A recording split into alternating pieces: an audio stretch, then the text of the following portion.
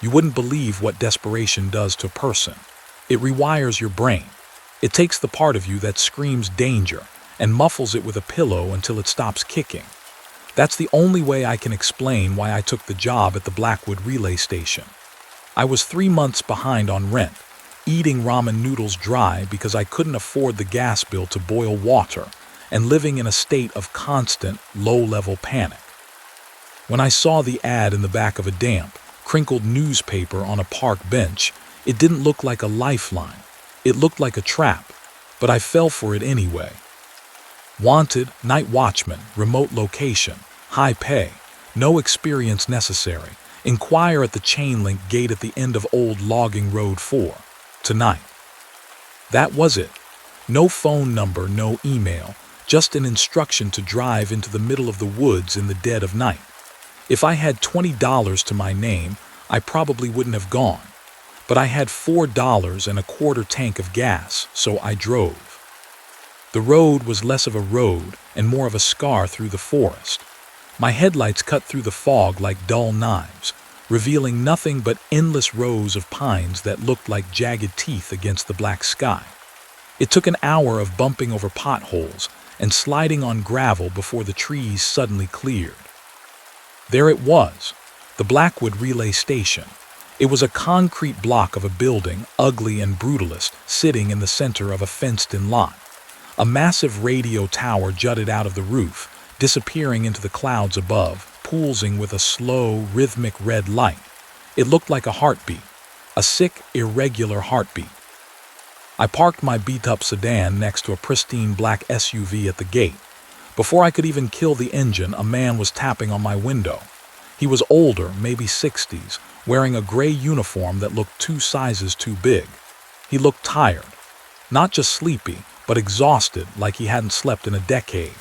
His eyes were bloodshot, sinking deep into a face made of gray parchment. He introduced himself as Mr. Halloway. He didn't ask for a resume. He didn't ask for ID. He just looked at my shaking hands, the dark circles under my eyes, and he smiled. It was a sad smile. He said, "You're hired." The tour was fast, too fast. The inside of the station was filled with humming server racks, banks of monitors showing static, and a smell that reminded me of ozone and copper. Halloway showed me the break room, which was just a cot and a coffee maker that looked like it hadn't been cleaned since the 80s, and then led me to the main control desk. It was a semicircle of screens facing a massive glass window that looked out into the pitch-black forest. He grabbed a duffel bag from under the desk and slung it over his shoulder. He looked at the digital clock on the wall. It read 11:55 p.m. He flinched, a visible physical recoil. "You need to listen to me," he said, his voice dropping to a whisper. "This isn't a security job, not really. Nobody is going to break in. There's nothing here worth stealing. Your job is just to be here, to witness, to keep the signal stable." He reached into his pocket and pulled out a folded piece of yellow legal paper. It was stained with coffee rings and what looked like grease, or maybe dried blood. I tried not to think about it. "These are the protocols," he said. "The rules, follow them. Do not deviate, do not improvise. If you follow them, you get paid in the morning. $1,000 cash in the envelope by the door. If you don't follow them, well, just follow them." And then he ran. He didn't walk. He sprinted out the door, jumped in his SUV, and peeled out of the lot like the devil himself was snapping at his heels. I watched his taillights fade into the fog, leaving me alone in the humming silence of the station. I looked at the paper in my hand, my new Bible, my survival guide. I sat down in the squeaky leather chair, turned on the single desk lamp, and began to read. Rule number 1. The blast doors must remain sealed between midnight and 6 a.m., no matter what you hear scratching on the other side. Do not check the cameras for the exterior perimeter during these hours. The cameras are working, but you won't like what they show you. If the scratching stops and you hear a voice asking to come in, do not acknowledge it. It will sound like someone you know. It is not. Rule number 2. At 1:15 a.m., the phone on the desk, the red rotary one, will ring. You must answer it before the third ring. A woman will ask for the operator. You must tell her the operator is on break. If you say anything else or if you fail to answer, she will come to the station to file a complaint in person. You do not want her inside. Rule number 3. There is a vending machine in the hallway leading to the generator room. It is an old model. It hums loudly. If the humming stops, you have 60 seconds to insert a coin, any coin, and press the button for a payday bar. Do not eat the bar. Throw it in the trash bin immediately. If you fail to feed the machine, it will feed itself. Rule number 4. Sometime between 2 a.m. and 3 a.m., you will see a man standing on the other side of the main observation window. He will be wearing a rain slicker and holding a lantern. He will wave at you. Wave back. Do not invite him in. Do not unlock the door. If he points at the sky, hide under the desk until the red light on the radio tower stops pulsing. If he points at you, hold your breath for 10 seconds. Rule number 5. The server room on the lower level is strictly off limits. If you hear crying coming from down there, turn up the volume on the radio. It is a recording. It has to be a recording. Do not investigate. Do not go down the stairs. Rule number 6. At 4:44 a.m. the power will cut out. This is normal. It will remain off for exactly 6 minutes. During this time, sit in the chair, close your eyes, count the seconds. Do not open your eyes until you have reached 360. If you feel breathing on your neck, do not swat it away. If you feel a hand on your shoulder, do not brush it off. Just count. I put the paper down. My hands were trembling. This had to be a hazing ritual, a joke for the new guy. Holloway was probably sitting in his car a mile down the road, watching a hidden camera, laughing his head off. But the silence in the station was heavy.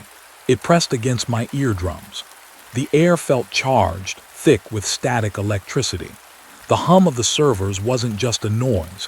It was a vibration that rattled my teeth. I looked at the clock, 12:00 a.m. A loud, metallic clank echoed through the building. The automatic locks on the heavy steel blast doors engaged.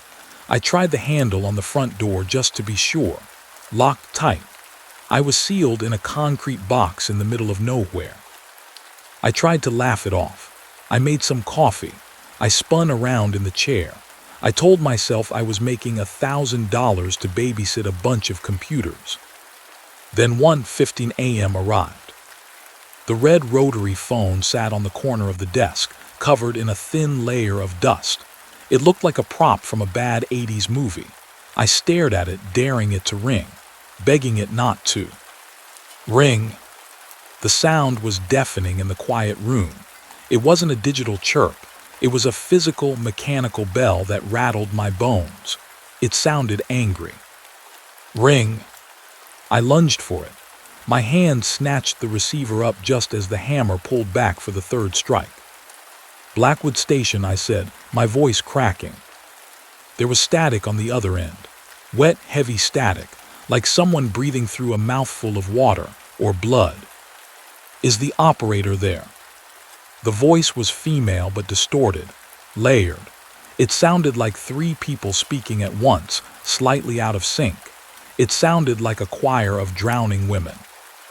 I remembered the script. I gripped the phone tighter, my knuckles turning white. The operator is on break, I stammered. Silence, the static hissed. I could hear something in the background of the call.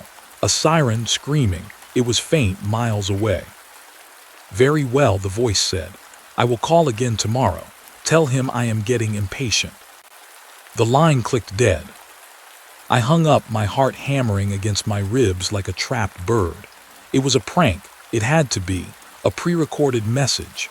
Holloway had set it up, but the sweat on my forehead was real. I tried to settle back down. I pulled out a book I had brought, but I couldn't focus on the words. Every shadow in the room seemed to stretch and warp when I looked at it out of the corner of my eye. I decided to walk a lap to clear my head. I walked down the hallway toward the generator room. The fluorescent lights overhead buzzed like angry hornets. Then I heard it, or rather I didn't hear it. The silence. I stopped in front of the vending machine. It was an ancient thing, faded graphics of sodas and snacks from the 90s. Holloway had said it hummed loudly. It was dead silent. Panic, cold and sharp, spiked in my chest. Rule number 3, if the humming stops. I fumbled in my pockets, keys, lint, a receipt, no coins. I scrambled, patting down my jeans. I checked my back pockets, nothing. 60 seconds, how long had it been? 10, 20. I ran back to the control desk, tearing open drawers. Pens, staples, paper clips, no chain. The silence from the hallway seemed to be growing, expanding, swallowing the sound of the rest of the station. I could feel a pressure building, a change in air pressure that made my ears pop. The shadows in the hallway seemed to be elongating, reaching toward the machine. I looked at the floor, under the desk, a glint of copper. A penny. I grabbed it, my fingernails scraping against the linoleum. I sprinted back down the hallway. The air was getting colder. The lights were flickering. I reached the machine. I jammed the penny into the slot. It stuck. "Come on," I screamed, hitting the side of the machine. The coin clattered down. I slammed my fist onto the button labeled payday. The coil turned, slowly, agonizingly slowly. The chocolate bar teetered on the edge. I could hear something shifting inside the machine, not mechanical, organic, slithering sounds like wet meat sliding over metal. Something groaned from behind the snack display. The bar fell, thud. Immediately, the loud, aggressive hum of the compressor kicked back on. The lights stabilized. The pressure in the air vanished. I stared at the chocolate bar in the tray. I wanted to eat it. I was starving, but the rule said to throw it away. I picked it up. It felt warm, warmer than room temperature, like it had been in someone's pocket or someone's mouth. I walked to the trash can and threw it in. As it hit the bottom, I saw the wrapper twitch. Just once. I didn't look back. I returned to the desk, sweating, adrenaline coursing through me. This was real. Whatever this place was, the rules were not a joke. I checked the clock, 2:15 a.m. I turned my chair to face the window. The observation glass was huge, floor to ceiling, looking out into the void of the forest. It was like looking into the bottom of the ocean. I waited. At 2:23 a.m., a light appeared in the trees. It was bobbing, swinging back and forth. A lantern. A figure emerged from the tree line. He was tall, impossibly tall, his limbs elongated and spindly. He wore a yellow rain slicker that shone in the red light of the tower above. He stopped about 10 feet from the window. He raised the lantern. I could see his face. It was pale, smooth, and completely featureless. No eyes, no mouth, just a blank canvas of skin. He raised a long, gloved hand and waved. My stomach turned over. I slowly raised my hand and waved back. The figure stood there motionless for what felt like an hour. Then slowly he raised his other hand. He pointed. Not at me. At the sky. Rule number 4, if he points at the sky. I dove under the desk. I curled into a ball, wrapping my arms around my knees. Above me I heard a sound. It started as a low rumble deep in the earth and grew into a shrieking roar. It sounded like a jet engine, but wrong, distorted, like a scream slowed down 1,000 times. The building shook. Dust rained down from the underside of the desk. The red light from the tower, which reflected off the floor, began to strobe violently. I squeezed my eyes shut. I covered my ears. I hummed to myself, trying to drown out the noise. After 5 minutes, the roar faded. The shaking stopped. The red light returned to its slow, rhythmic pulse. I crawled out from under the desk. The window was empty. The man in the slicker was gone. I collapsed into the chair. I was exhausted. My mind was fraying. I wanted to leave. I wanted to run to my car and drive until the gas tank ran dry, but the blast doors were sealed. I was trapped until 6 a.m. 3:00 a.m. passed without incident. 3:30 a.m. I was starting to doze off, the adrenaline crash hitting me hard. My chin dropped to my chest. Then a sound snapped me awake. Crying. Soft, muffled sobs coming from the floor vents. It sounded like a child, a little girl. "Please," the voice drifted up. "Please let me out, it's dark." My instinct, my human instinct, was to help, to find the source. It was coming from below, the server room. I stood up. I took a step toward the stairwell door. Then I froze. Rule number 5. The server room is off limits. If you hear crying, turn up the radio. It is a recording. But it sounded so real. "Help me, please." The voice cracked, hysterical. I can hear them coming. I walked over to the radio console built into the desk. I turned the dial. Static. Then jazz music. I turned the volume up. The saxophone wailed. The crying got louder. It wasn't coming from the vents anymore. It sounded like it was right behind the door to the stairs. I cranked the volume knob until the speakers rattled. The music filled the room, drowning out the sobs. I sat there staring at the stairwell door. The handle jiggled just a little, a slow, tentative twist. "It's a recording," I whispered to myself. "It's a recording." The handle stopped moving. The crying faded beneath the sound of the trumpet solo. I slumped back. Tears were streaming down my own face now. I felt like a monster. I felt like a coward.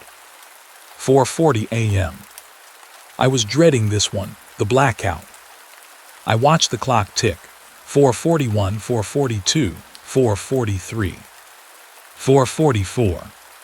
Clicking. The world vanished. The darkness was absolute.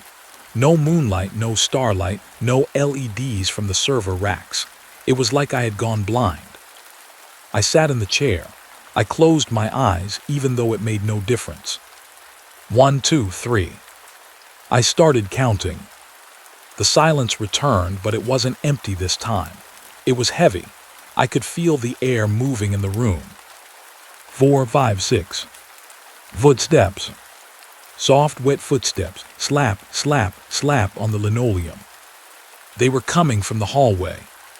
10, 11, 12. They were getting closer. 20. They stopped right in front of the desk. I could smell something: rotting leaves, stagnant water, and something sweet like old perfume. 30. I kept counting, mouthing the numbers. "Do not open your eyes." I felt the chair swivel slightly. Something had touched the armrest. 40. Breathing. Hot, moist air against my ear. It smelled of copper. 50. The breathing hitched, a rasping sound. "Is it time?" a voice whispered. It was right next to my face. I didn't answer. I didn't flinch. I kept counting. 55, 56. A hand, cold and wet, brushed against my cheek. It felt like raw meat. I wanted to scream. I wanted to bolt. But I knew that if I moved, if I opened my eyes, I would never leave this room. 100. The breathing moved to the other ear. "Look at me," the voice hissed. I squeezed my eyes shut tighter. 150. A finger traced the line of my jaw. 200. The presence seemed to grow angry. The breathing became jagged, aggressive. The chair shook. 250. Something sharp pressed against my throat. A nail, a claw. 300. Just one more minute. The pressure on my throat increased, a line of pain. 350. The voice screamed. Not a word, just a sound of pure frustration. 360. The light snapped back on. I opened my eyes. The room was empty. I touched my neck. My fingers came away red, a thin scratch barely breaking the skin. I let out a sob of relief. I checked the clock. 4:50 a.m. I had made it. The hard part was over.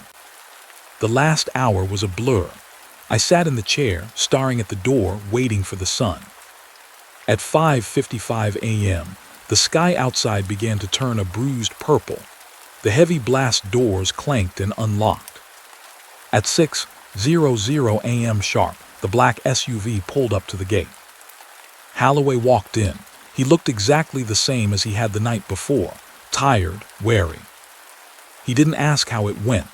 He walked over to the desk, checked the phone, checked the trash can where the candy bar wrapper was, and nodded.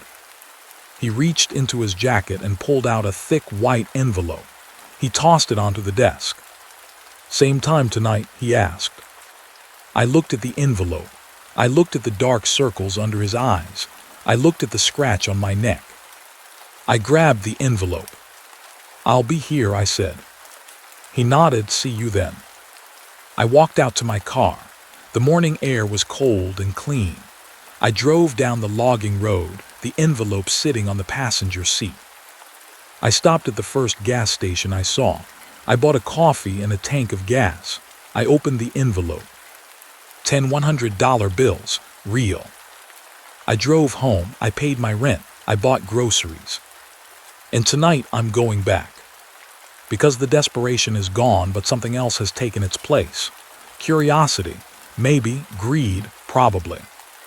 But mostly it's because when I was sitting in that chair, counting the seconds in the dark with that cold hand on my face, I felt something I hadn't felt in a long time. I felt important. I have a purpose now. I keep the doors shut. I answer the phone. I feed the machine. I am the watchman. Night 2. I convinced myself the first night was a fluke, a hallucination brought on by stress and caffeine. The money in my pocket was real enough, though. It felt heavy, like it had its own gravity. I pulled up to the gate at 11:30 p.m. The fog was thicker tonight. It didn't drift, it stagnated. It wrapped around the car, swallowing the headlights. Holloway was there, leaning against the hood of his SUV. He was smoking a cigarette, but he wasn't inhaling. He was just watching the smoke curl into the gray air. He handed me a new key, a small silver one. "For the filing cabinet," he said. "If the screens go blue, open the top drawer. Read the blue folder. Ignore the red one." "What's in the red one?" I asked, feeling brave. Holloway looked at me. His eyes were milky in the fog. "Resignations," he said, "or what's left of them." He drove off, leaving me with the key and a knot in my stomach. I entered the station. The smell of ozone was stronger tonight. It tasted like metal on the back of my tongue. I went through the motions, check the doors, brew the coffee, sit in the chair. Midnight, the locks engaged, clank. 1:15 a.m., the phone rang, the operator is on break, click. So far, so good. Then at 2:00 a.m., the fog changed. It pressed against the main observation window. It wasn't just white mist anymore. It was churning, swirling, and in the swirls I could see shapes, faces, hands. They formed and dissolved in seconds. I tried to look away, to focus on the monitors. That's when I noticed something wrong with Monitor 4. Monitor 4 showed the break room, the room directly behind me. In the feed, the room was empty, just the cot and the coffee maker. But on the screen, there was a man sitting on the cot. I spun around in my chair. The real cot was empty. I looked back at the screen. The man was still there. He was wearing my uniform. He had my hair, my build. He was looking directly into the security camera. He held up a sign, a piece of cardboard. "Don't turn around." My blood ran cold. I was already looking at the screen. That meant, don't turn around to look at the real room, or don't turn around to look at the window. The figure on the screen moved. He dropped the sign. He pointed a finger at the door leading to the hallway. Then he mimed a SHH gesture. I heard a noise from the hallway. Slap, slap, slap. Wet footsteps. But not the heavy ones from the blackout. These were light, quick, like a child running barefoot on wet tile. I froze. I remembered Rule 1. Do not acknowledge voices, but this wasn't a voice. The footsteps stopped right outside the control room door. The handle turned. Locked, I always kept it locked. Then a giggle. Elias, a small voice whispered, "Open the door, I have a secret." I stared at monitor 4. My doppelganger was shaking his head frantically. He was mouthing the word "no" over and over again. "It's just me, Elias," the voice said. "It's your sister, remember? We used to play hide and seek. My sister died when I was 6, drowned in a quarry." Tears pricked my eyes. It sounded exactly like her. The same inflection, the same pitch. "I'm cold, Elias, let me in." I gripped the arms of the chair. My knuckles were white. "You're not real," I whispered. "I am," the voice turned shrill. "I am real, open the door." The handle rattled violently. The door shook in its frame. On the monitor, my reflection buried his face in his hands. Then silence. I waited 1 minute, 2. I looked at the monitor again. The man on the cot was gone. I looked at the break room behind me, empty. I spent the rest of the night staring at that door, waiting for it to open. It didn't, but when the sun came up and I finally unlocked it to leave, there was a small puddle of water on the floor, and a single wet footprint, small, a child's size. Night 3. I didn't want to go back, I really didn't, but I checked my bank account. The check had cleared. I had paid off 2 credit cards. The freedom was intoxicating. I arrived at the station. Holloway wasn't there. Instead, there was a note taped to the gate. "Rule update. If the radio starts playing numbers, write them down. Burn the paper before you leave." Simple enough. I went inside. The station felt colder tonight. I could see my breath misting in the air. Midnight lockdown. 1:15 a.m. The phone. "The operator is on break. Tell him he's running out of time," the voice hissed. Then at 3:00 a.m., the radio on the console turned itself on. I hadn't touched it. Static filled the room. Then a voice cut through. A monotone, synthesized voice. 591004. I grabbed a pen and a notepad. I started writing. 731 Elias. I stopped writing. "Elias," the voice repeated. "Don't trust the filing cabinet." 7-4. The voice changed. It wasn't the synthesizer anymore. It was Holloway's voice. "I tried to stop them, Elias. I really did. But the tower, it's hungry." Static. Then another voice, my voice. "Help me. Oh God, it burns. Get it off me." It was a recording of me screaming. I dropped the pen. The radio clicked off. I sat there in the silence, staring at the notepad. Don't trust the filing cabinet. The cabinet Holloway gave me the key to last night. I looked at the blue folder I was supposed to read, and the red one I was supposed to ignore. My hand hovered over the drawer. Curiosity is a dangerous thing. It killed the cat, but in this place I think ignorance kills you faster. I unlocked the cabinet. I pulled out the red folder. Resignations. I opened it. The first page wasn't a resignation letter. It was a death certificate. Name, Arthur P. Cause of death, cardiac arrest. Date, 1998. The next page. Name, Sarah L. Cause of death, suicide. Date, 2001. Name, David Miller. Cause of death, missing person / presumed dead. Date, 2 weeks ago. There were dozens of them. Watchmen, all of them dead or missing. And on the last page, there was a photo. A grainy black and white photo of the server room downstairs. But the tanks weren't green in the photo. They were empty. And standing in the middle of the room, looking up at the camera, was the man in the rain slicker. He was holding a sign. We are waiting for Elias. I slammed the drawer shut. I locked it. I burned the paper with the numbers. I watched the ash curl in the metal wastebasket. I didn't sleep when I got home that morning. I put a chair under my doorknob. Night 4. This was the turning point. This was when the rules stopped being a game and became a war. The fog was so thick I could barely find the gate. Holloway was there, but he wouldn't look at me. He shoved a new paper into my chest and got in his car. "Addendum," he muttered. "Read it." Rule 4B. If the man in the slicker appears without his lantern, turn off all interior lights immediately.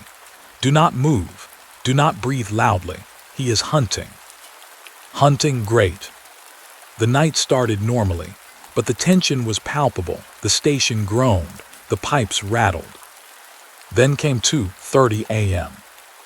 I was watching the window, waiting for the bobbing light of the lantern, waiting for my faceless friend to wave. But there was no light. A bolt of lightning flashed, silent heat lightning in the clouds, and for a split second the forest was illuminated. He was there, standing right against the glass. No lantern. And he wasn't faceless anymore.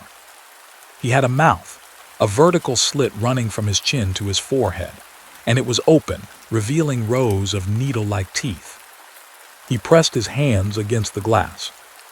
Panic seized me. Rule 4B, no lantern. I slammed my hand onto the master light switch on the console.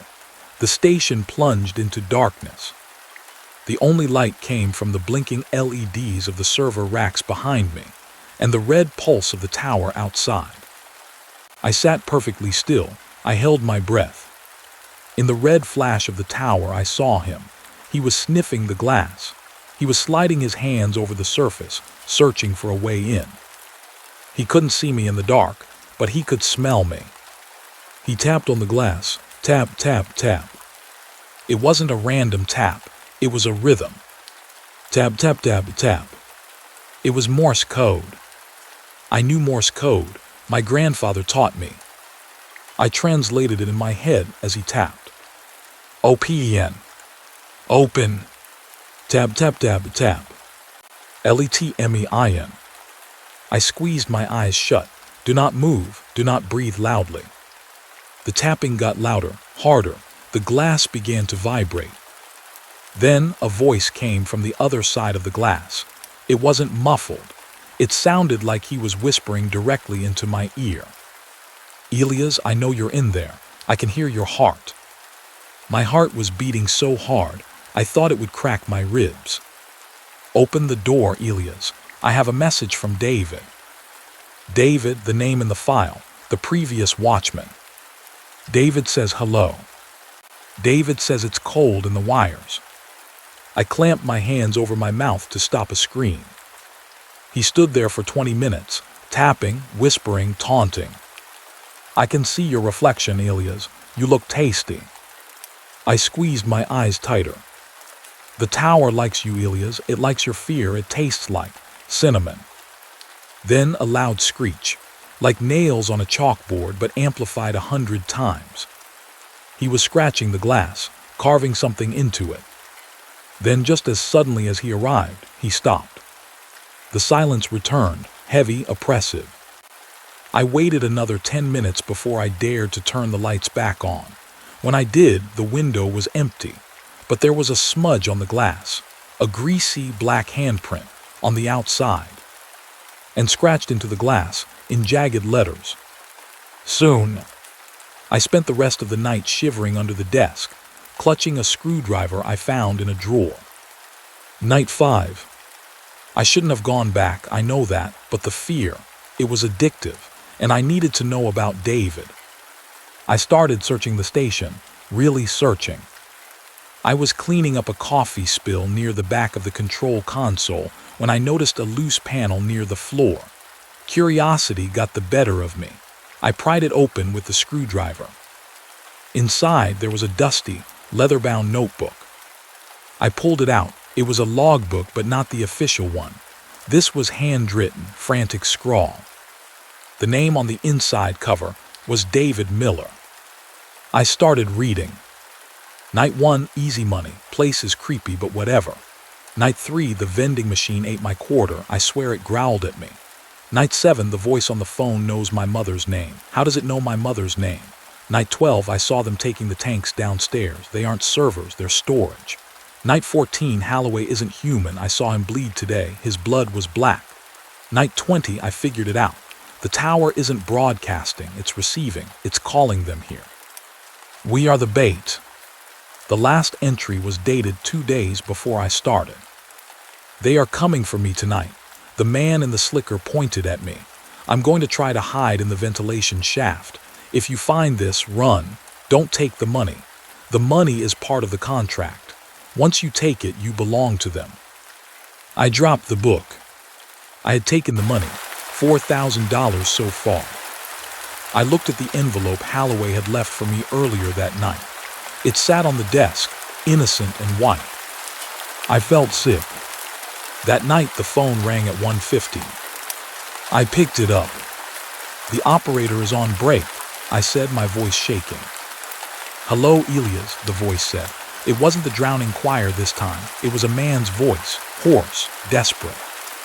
David, I whispered. Don't go into the basement, the voice rasped. Whatever you do, don't look at the light. David, where are you? I'm in the machine, Elias. I'm part of the code now. It hurts. It burns. How do I get out? How do I quit? You can't quit, David laughed, a wet, gurgling laugh. You can only be promoted. The line went dead. Night 6. The penultimate night. The calm before the storm, or so I thought. Holloway was waiting for me at the gate, but he wasn't alone. There was a dog in the back of his SUV, a German Shepherd. It was barking furiously at the relay station, throwing itself against the window, foaming at the mouth. Holloway ignored it. He looked different, younger. No, not younger, smoother. His wrinkles seemed less defined, like someone had ironed his face. Tonight is an inspection, he said. His voice was flat. Inspection. The shareholders are watching. Keep the screens clear. Keep the noise down. He handed me a leash. Take the dog, he said. What, why? Rule 8, he said. If the silence becomes too loud, release the hound. He shoved the leash into my hand and drove off. I walked the dog into the station. The poor thing was terrified. It whimpered, tucking its tail between its legs. It refused to walk on the linoleum. I had to drag it. I tied it to the leg of the desk. It curled up in a ball, shivering. The night was quiet, too quiet. No scratching, no hum from the vending machine. Even the red light on the tower seemed dim. 3:00 a.m. The silence became physical. It pressed against my ears like water. The dog stood up. Its hackles raised, it growled, a low, rumbling sound. It was looking at the ceiling. I looked up, nothing but acoustic tiles and fluorescent lights. But the dog was tracking something. Its head moved slowly from left to right, following an invisible path across the ceiling. Then it started barking, snarling, snapping at the air. And then I heard it. Above the ceiling tiles. Scuttling. Something heavy with too many legs was crawling directly above my head. Skitter, skitter, thump. It stopped directly above the dog. A tile lifted just an inch. A long black tendril snaked out. It looked like a tongue, wet and glistening. It touched the dog. The dog didn't yelp, it didn't scream, it just dissolved. 1 second it was a German Shepherd. The next it was a puddle of organic slush on the floor. Bones, fur, collar, gone, just gray slime. The tendril retracted. The tile dropped back into place. I stared at the puddle. Inspection complete, a voice whispered from the radio. I vomited into the waste basket. I realized then what the silence was. It was hunger. The station was feeding, and the dog was just an appetizer. Night 7. I didn't sleep the next day. I couldn't. I paced my apartment, staring at the walls. I saw the man in the slicker in the shadows of my curtains.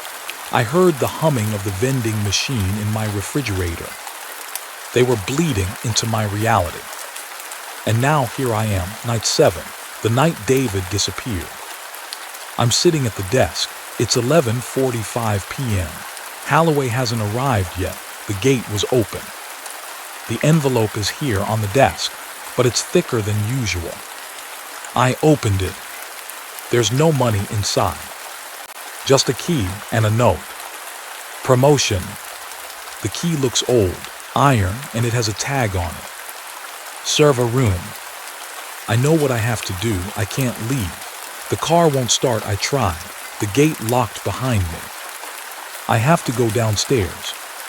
I have to see what's in the tanks. The clock just hit midnight. The blast doors are sealing. Wait. I hear something. Not outside, inside. The scratching is coming from the door to the break room. And the vending machine. It's not humming, it's screaming. A high-pitched mechanical shriek. I'm grabbing the fire extinguisher. I'm grabbing the key. If this is my last entry, tell my mom I'm sorry. Tell her I tried. I'm going to the server room. I'm in the stairwell. The air is freezing. It smells of formaldehyde and ozone. I'm at the bottom. There's a heavy steel door. The key fits. I'm turning it. Clicking. The door swings open. My God. David was right. They aren't servers.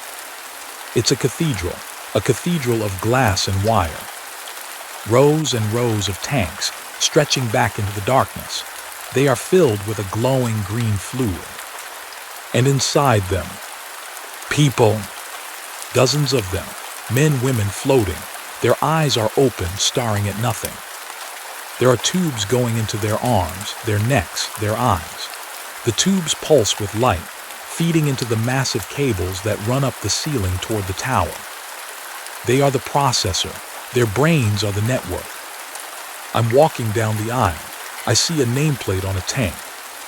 Subject 402, David Miller. He's floating there. His mouth is open in a silent scream. He looks at me. His eyes track me. He's tapping on the glass from the inside. Tap, tap, tap, tap. Kill me. I can't breathe. There's an empty tank next to him. Subject 403, Elias Vance. It's waiting for me. Welcome home, Elias. The voice is coming from the speakers on the wall. It's Holloway's voice. I spin around. Holloway is standing at the top of the stairs, but he's not wearing his uniform. He's wearing a white lab coat, and he's not alone. The man in the slicker is standing next to him.